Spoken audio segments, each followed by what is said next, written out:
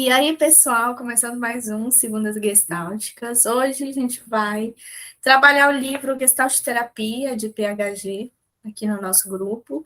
E, para quem está acompanhando, a gente está na página 200 e vamos começar o subtópico As Belas Artes na Teoria Analítica. Então, vamos dar seguimento daqui, tá? Seguimos. As Belas Artes na Teoria Analítica. Um belo exemplo da supressão da espontaneidade da teoria analítica pode ser observado no tratamento das belas artes e da poesia, exatamente onde esperaríamos encontrar a espontaneidade criativa em primeiro plano. Há muito tempo, Freud declarou que a psicanálise poderia lidar com os temas que os artistas escolheram e com os bloqueios à sua criatividade. Estes são os tópicos de seu Leonardo, mas não com a inspiração criativa, a qual era misteriosa, e nem com a técnica, que era o domínio da história da arte e da crítica da arte. Desde então, essa opinião tem sido, em geral, apoiada, nem sempre com a graça humanista com que Freud a elaborou. E quando não foi apoiada, a consequência foi fazer da arte um sintoma neurótico particularmente virulento. Aí tem uma nota de rodapé.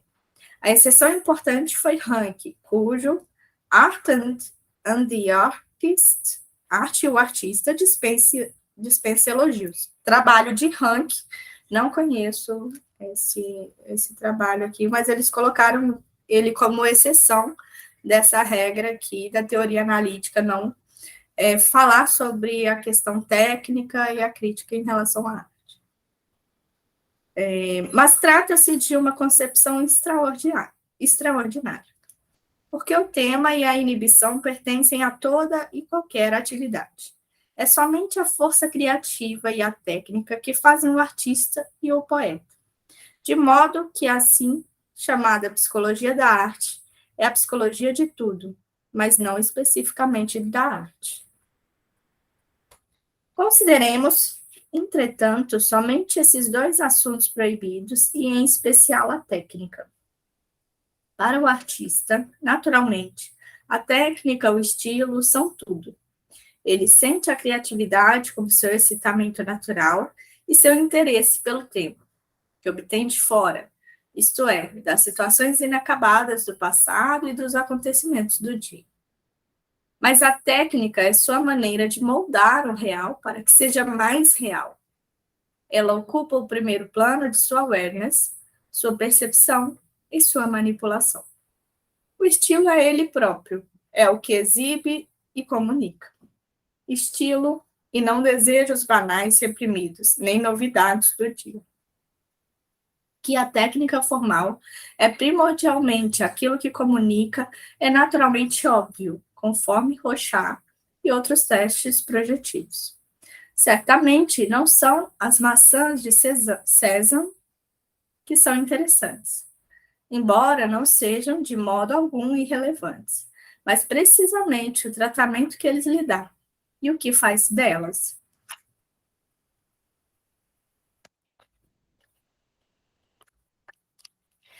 A elaboração da superfície real, a transformação do tema aparente ou incoerente no meio material é a criatividade. Não existe em absoluto nenhum mistério nesse processo, exceto o mistério meramente verbal de que não se trata de algo que conheçamos de antemão, mas de algo que fazemos, em seguida conhecemos, podemos falar a seu respeito.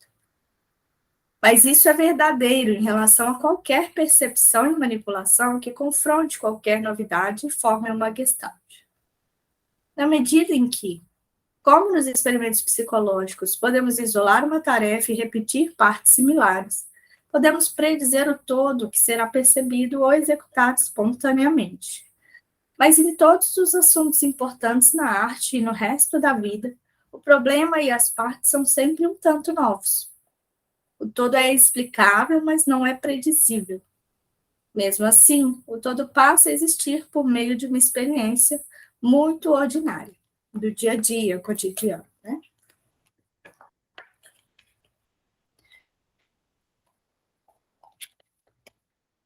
O mistério do criativo para os psicanalistas provém do fato de não procurarem o criativo no lugar óbvio, na saúde comum do contato. Mas onde poderíamos esperar encontrá-lo nos conceitos clássicos da psicanálise? Não no superego, pois este inibe a expressão criativa, ele destrói. Nem no ego, pois este não dá origem a nada, mas observa ou executa, ou suprime e se defende. Não pode ser o ego que é criativo, pois o artista não consegue se explicar. Ele diz: não sei de onde vem, mas se você estiver interessado em como eu o faço, isto é o que eu faço. Então, inicia uma explicação técnica enfadonha, que é assunto da crítica de arte e da história da arte, mas não da psicologia. Portanto, os psicanalistas conjecturam que o criativo deve estar no id, e aí está bem escondido. E, contudo, de fato, o artista não está inconsciente do que faz. Ele está inteiramente consciente. Ele não verbaliza nem teoriza o que faz, exceto a posteriori. Mas faz algo manuseando o meio material e resolvendo um problema novo, rudimentar, que se refina à medida que prossegue. É bem interessante, né, que ele vem falando sobre como que a teoria analítica joga para essa interpretação, né, do que é criativo, da técnica, de como as pessoas fazem a arte para esse lugar, né, que é essa estrutura do id, e aí, a partir do momento que é algo do id, né, é uma coisa que a gente não tem acesso, e aí se perde nesse meio, né, como se fosse uma coisa que ele tivesse inconsciente do que ele estava fazendo, mas o que a gente vê é que ele está aware, né, ele está presente, ele está consciente, ele manipula, ele trabalha, né, e aí vem o contraponto que a gente vê das teorias também. Diga, Maria. Não, você vê, é uma extensão do estar com o jogo acontecendo na hora que está acontecendo, tá? Então, sim, só quando entra em contato e começa a arte, ali sim, há consciência, tanto que ele sabe que está manipulando a sua técnica para e está entrando em contato com o real, tá certo? Isso a gente pode fazer uma extensão, por exemplo, de uma projeção, né? É projeção pura, assim como são nossos sonhos, onde a gente, né, a extensão da realidade, a visão onírica, a visão da arte, né? A pessoa joga ali, você que tem essa pegada musical, você deve ver isso direto, né? São formas diferentes, né, que nos possibilita de entrar em contato com a gente. A arte é maravilhosa, e quem tem essa, vamos supor assim, essa habilidade, ou esse... Porque é o dia a dia mesmo que faz. Aqui não estamos esperando encontrar artistas famosos, né, com técnicas diferentes, mas sim pessoas, né, todas elas diferentes um do outro, tá certo? Eu tenho certeza que quando você está em contato com a música, você lida com a música terapia, não lida? Sim. Nunca é do mesmo jeito, nunca é, porque você vai descobrir na hora que está acontecendo. Assim como eu tenho bastante uma pegada de sonho, todo dia eu presto atenção, quando eu acordo, eu gravo, porque é diferente, às vezes ele está repetindo a mesma mensagem, para mim é diferente. E na arte a gente percebe, olha, é tal fulano, porque ele tem um jeito assim de se expressar, claro, é do fulano, mas tenho certeza que cada quadro dele é um, né? E aqui mostra justamente isso, né? Como a nossa visão da abordagem gestáltica, ela permite, né, essa projeção. E a questão da psicanálise, não, ela começa a enquadrar, como todo enquadramento, né? Não é no superego, não é no ego, certamente é no id, mas também não sei como se dá, enfim, né? Ou então vai para a história da arte, que é uma história que não é a pegada nossa, não é a pegada do artista que está fazendo esse tipo de projeção, não é mesmo? Né? É justamente ter a possibilidade, através da arte, né, de se projetar ali e compreender na hora que está desenvolvendo, é o jogo jogado, né? O que importa é o jogo na hora que está sendo jogado, né? Ele ter a possibilidade de se compreender, de se expressar mais e mais através daquilo que ele, né, escolheu fazer, que seja a tinta, que seja o desenho, né? Tá certo? E ali, né, de uma maneira que não é só racional, que é uma das melhores, né, a gente sabe, certo? Tá? Fazer a tua projeção e entrar em contato com a sua real, porque é isso. Né? E daí vem a galerinha de uma abordagem, de outra, seja ela o que for, e começa a matar no ninho, como a poesia, né? A poesia é excessivamente, é matar no ninho a possibilidade da arte se dar como arte, né? E essa interpretação excessiva, certo? É excessiva, quando você quer compreender a poesia no detalhe, é um todo, né? É uma junção de coisas, né? Tá certo? Claro que ela te dá uma visão, sim, né? Te dá uma visão do todo. Agora, a hora que você vai sequelando ela, muito pelo contrário, você mata no ninho a possibilidade de uma compreensão maior, né? É só isso que eu queria acrescentar. Uhum. E aí ele fala isso aqui, né? Contudo, de fato, o artista não está inconsciente do que faz, está inteiramente consciente, não verbaliza nem teoriza o que faz, exceto a posteriori. Ele está presente no momento, ele está ali na tela, ou seja, qual for a arte que ele está produzindo ali no momento, ele está consciente daquilo. Se ele for explicar detalhe por detalhe, ele perde a essência do momento presente, de produzir aquilo, de projetar aquilo naquela tela, naquela música, naqueles instrumentos, seja lá o que for, né? Então, para a gente entender também que nem sempre racionalizar ou colocar em palavras as coisas vai nos dar o significado que a gente quer daquela coisa, né? Às vezes ele pode suprimir o significado daquilo, né? Às vezes ele pode retirar a energia de algo que estava ali pleno para que a pessoa tenha que te dizer, né? Então, assim, vamos pensar que a pessoa está ali, né? Diríamos num flow, realizando aquele trabalho ali, conectada com aquilo, com aquela arte que ela está produzindo, e aí você pede ela para explicar, né? Você corta, de alguma forma, você interrompe aquele processo que está acontecendo. Por isso ele fala da questão do posteriori, né? A partir do momento que isso já se deu, que aquela questão se fechou, eu posso fazer alguma elaboração a respeito dela, né? Então, isso também é interessantíssimo de se pensar. Vamos lá. Teorizando a partir do ego que se autoconquista, a psicanálise não consegue encontrar sentido num tipo de contato que seja excitante e modifique a realidade. E a desgraça de nossa geração é que este tipo de ego é tão epidêmico que o artista faz parece extraordinário. Em lugar de teorizar o ego a partir dos casos mais intensos de criatividade, que são, nesse sentido, os casos normais, a teoria originou-se da média. E os casos intensos são considerados misteriosos ou então virulentamente neuróticos. Apesar disso, a teoria correta também poderia ser compilada a partir da espontaneidade das crianças, que, com uma segurança perfeita, alucinam a realidade e ainda assim a reconhecem, que brincam com ela e a alteram sem serem nem um pouco psicóticas. No entanto, naturalmente, elas são infantis. E aí eu jogo, né, para esse lugar do infantis, que isso não é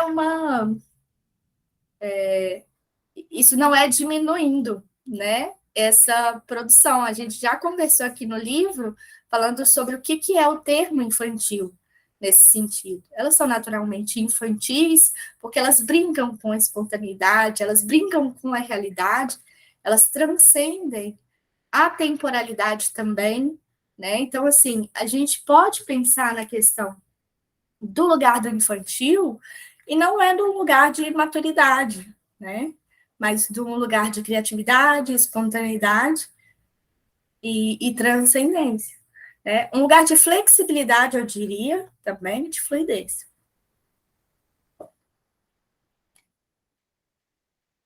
Que é isso que ele traz, né? Eu não lembro qual capítulo, acho que é capítulo 3 que ele vem falar sobre isso, se eu não me engano. Ele fala muito, né, sobre a diferença do amadurecimento. Aqui, ó, acho que é capítulo 5. Ele vai falar sobre o termo infantil, né, como que o infantil é visto, a Gestalt terapia. E como demonizam, né? Hoje a infância, e esse termo é tão visto como pejorativo. Vamos lá. Subtópico 7. A divisão entre psicologia geral e psicologia profunda. Historicamente, a psicanálise se desenvolveu no apogeu da psicologia associacionista, durante o primeiro florescimento do arco reflexo e da fundamentação das associações do reflexo condicionado. A teoria funcional e dinâmica de Freud divergia tanto dessas concepções que parecia pertencer a um mundo diferente e, em realidade, chegou-se a esse armistício, a uma divisão de mundos. O mundo do consciente Freud concedeu aos associacionistas e aos biólogos. Ele se apoderou do mundo dos sonhos e o mapeou corretamente com sinais funcionais. Na fronteira entre os dois mundos, onde os sonhos surgiam no estado desperto, dava-se o que Freud denominou num lampejo brilhante. De desprezo? Uma pergunta, né? De elaboração secundária.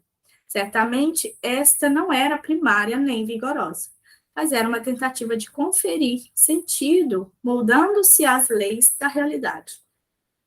Entre aspas. Isto é, as associações. Voltaremos aos processos primário e secundário de Freud no capítulo 13. Enquanto isso, os psicólogos comprovavam cada vez mais que estas eram, de fato, as leis da realidade, construindo situações experimentais que eram cada vez menos vitalmente interessantes e nas quais a resposta tendia a ser, na realidade, um reflexo. Labirintos e choques, e as reações a estes não eram secundárias, mas terciárias ou quaternárias, até chegar ao ponto de um ataque de nervos. Se a psicologia é o estudo dos ajustamentos criativos, a psicologia do reflexo é o ramo penológico da física. É verdade que, ocasionalmente, Freud assinalou que as leis dos sonhos poderiam ser leis da realidade. Entretanto, não via como reconciliar as discrepâncias. Não obstante, somente por razões lógicas e dados os dois mundos, o mundo dos sonhos, com suas leis do prazer e das distorções fantásticas, e o mundo da realidade consciente, com seu não prazer e suas associações aditivas, torna-se difícil evitar a pergunta epistemológica recorrente. Com que awareness unitária diferenciamos esses dois mundos? E quais são as leis desse sistema unitário? Na psicologia geral, ocorreu a revolução da Gestalt.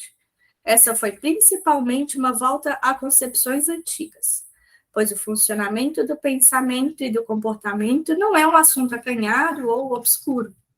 E os antigos, embora não fossem experimentadores entusiasmados, não poderiam deixar de fazer experimentos com esse assunto. A percepção, a abstração, a resolução de problemas passaram a ser concebidas como todos formados e formadores, como complemento de tarefas necessárias e inacabadas. Agora, poder-se-ia esperar uma reaproximação imediata entre a psicologia da Gestalt e a psicanálise. Uma síntese entre a psicologia do contato e a psicologia profunda, e, portanto, mais uma vez, uma teoria funcional do self e de ego e personalidade. Isto não se deu. A falta de audácia para fazê-lo deve ser atribuída aos gestaltistas, pois aos psicanalistas esta não faltou. Primeiramente, durante anos, para refutar os associacionistas, os psicólogos da Gestalt se devotaram a provar que os todos percebidos eram objetivos e essencialmente físicos, e não subjetivos, nem o resultado de tendências emocionais. Entretanto, que surpreendente foi obter essa vitória. Ele dizendo, né? Entretanto, que surpreendente foi obter essa vitória.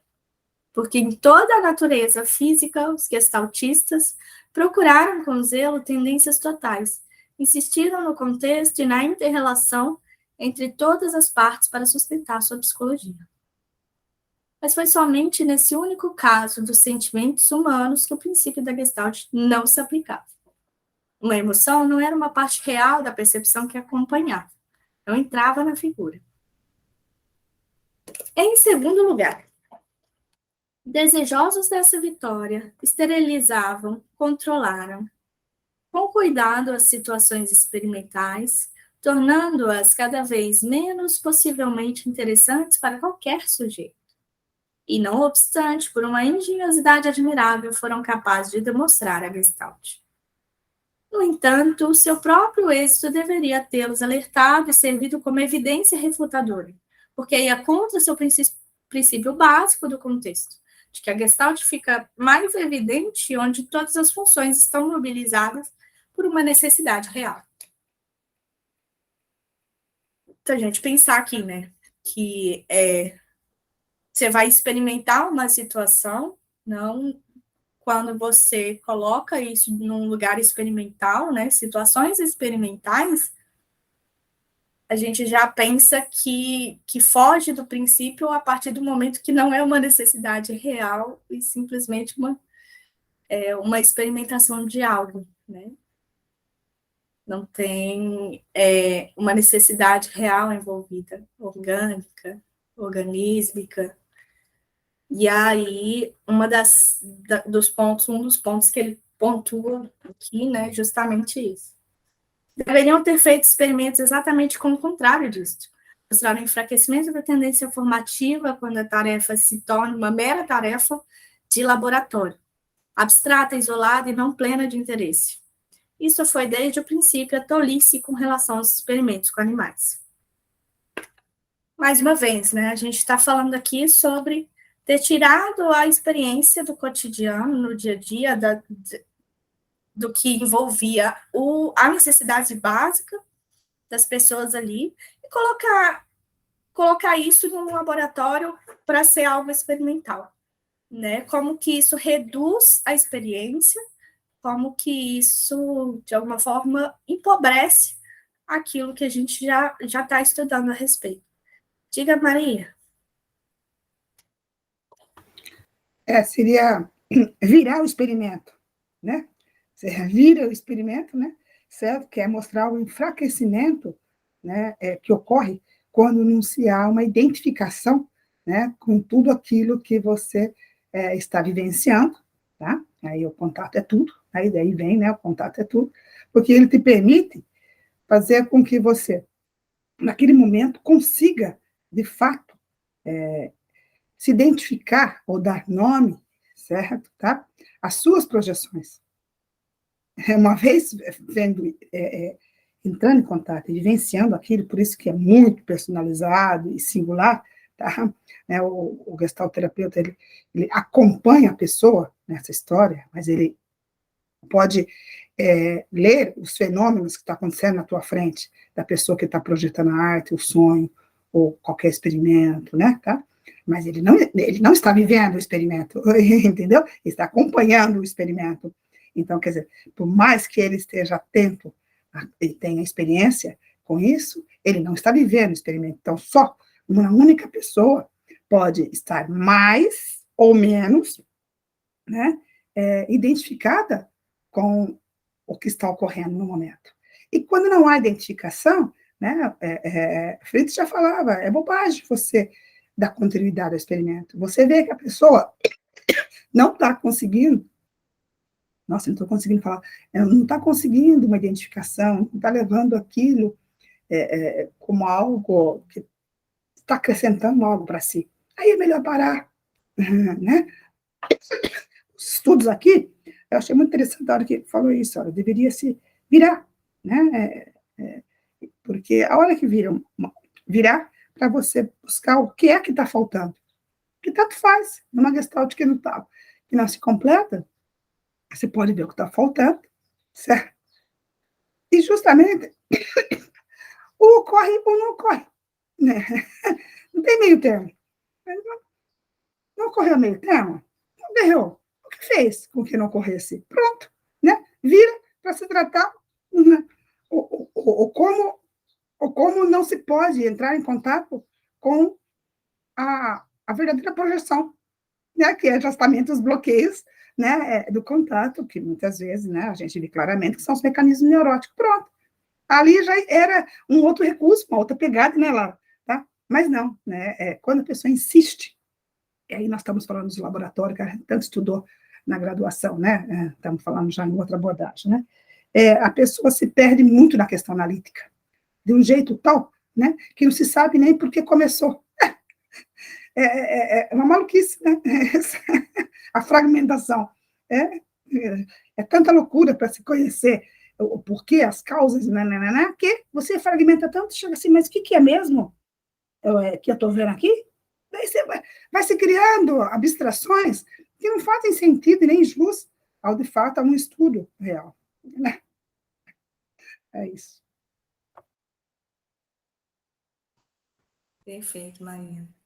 E né, de alguma forma, quando a gente para pensar fundamentalmente, né, o que ele está trazendo aqui em relação à psicologia analítica, ou seja, essa experimental que ele vem começando a esboçar sobre aqui, que é muitas vezes você está tão interessado em reproduzir uma determinada coisa que você acaba se afastando do contato com aquilo e ficando só com realmente só com aquilo, aquela projeção, né? Aquele projeto daquilo que você imagina que é.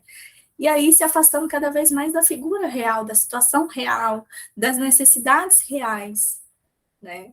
E isso é um ponto que é muito perceptível. Seguimos aqui. Aí ele começa a falar sobre o terceiro lugar. Em terceiro lugar, desde o começo, eles se apegaram ao método científico do laboratório formal. Mas considere a seguinte dificuldade: e se a própria coisa que fornece a explicação essencial, o poder criativo do excitamento intenso, retirar-se dessa situação ou intervier no experimento, perturbando os padrões, desesterilizando a situação, recusando-se talvez a se submeter de qualquer modo a um experimento, insistindo no problema existente e não no problema abstrato. Em semelhante caso, no interesse da ciência, devemos nos afastar do fetichismo do método científico aceito. O experimento deve ser real e intencional, no sentido de ter uma importância pessoal, de ser um esforço sofisticado de felicidade e, portanto, uma parceria na qual o experimentador e o sujeito são ambas pessoas. Semelhantes estudos não estão, de modo algum, fora de cogitação. Politicamente, ocorrem nas comunidades cooperativas, social e medicamente. Ocorrem em projetos tais como o Peckham Health Center e existem em toda a seção de psicoterapia. Seja como for, temos tido agora, por 2 gerações, a situação anômala das 2 escolas mais dinâmicas de psicoterapia progredindo paralelamente com pouca interação. E de forma inevitável foi exatamente seu ponto de encontro, a teoria do self, que sofreu e ao menos desenvolvido. Por fim, fechamos com 8, conclusão. Por último, os métodos empregados na própria psicoterapia obscureceram teorias verdadeiras do self e do crescimento. Tenderam a confirmar teorias do ego como sendo ou ocioso ou meramente resistente, do id como sendo inconsciente, da personalidade como sendo meramente formal. Produziram situações de observação e empregaram critérios de cura, as quais a evidência confirma de imediato semelhantes teorias. Por todo este livro, mostramos exemplos de como isso ocorre. Não obstante, seria injusto concluir este capítulo inamistoso sem dizer o seguinte: com todos os seus defeitos, nenhuma outra disciplina nos tempos modernos transmitiu tanto a unidade do campo organismo-ambiente como a psicanálise. Se olharmos para as linhas gerais em lugar de olharmos para os detalhes, poderemos ver que em medicina, psicologia, sociologia, direito, política, biologia, biofísica, antropologia, história cultural, planejamento comunitário, pedagogia e outras especialidades, a psicanálise descobriu e inventou uma unidade. Em cada instância, os cientistas especializados rejeitaram de forma justificada as simplificações e as suas reduções, e, no entanto, observamos que, na sua própria resposta aos erros da psicanálise, se eles começam a usar os termos desta, e a evidência arregimentada para refutar a psicanálise como irrelevante, era inteiramente ignorada antes do advento da psicanálise.